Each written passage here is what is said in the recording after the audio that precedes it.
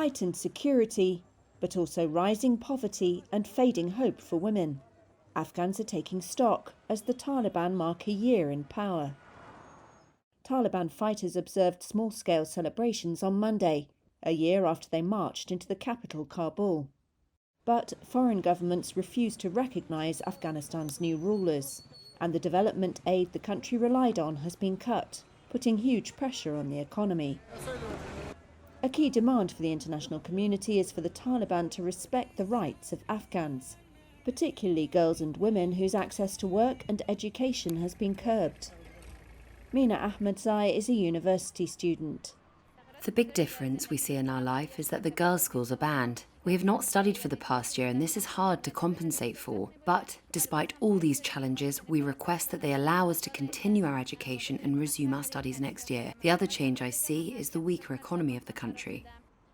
The country is safer than it was when the hardline Islamists were fighting US-led foreign forces and their Afghan allies, though a local offshoot of Islamic State has carried out attacks. This is school student Abdul Mateen. In general, we are happy with the Islamic Emirate. The security situation improved a lot. They have worked a lot in this area. Currently, we see insecurity in a few places. Security is tight across the country. There are only a few cases of blasts in Kabul.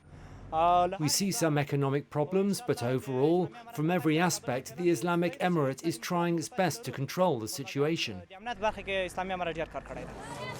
Those economic problems will be hard for the Taliban to overcome. Roughly 25 million Afghans are now living in poverty, well over half the population. The Taliban wants $9 billion in central bank reserves held overseas to be returned, but talks with the United States face hurdles. The US demands that a Taliban leader subject to sanctions step down from a top position at the bank first. The Taliban refuse to cede to these pressures and say they respect all Afghans' rights within the framework of their interpretation of Islamic law. Unless there is a major shift by either side, Afghans are unlikely to see an end to spiralling prices, rising joblessness, and hunger that will only get worse as winter sets in.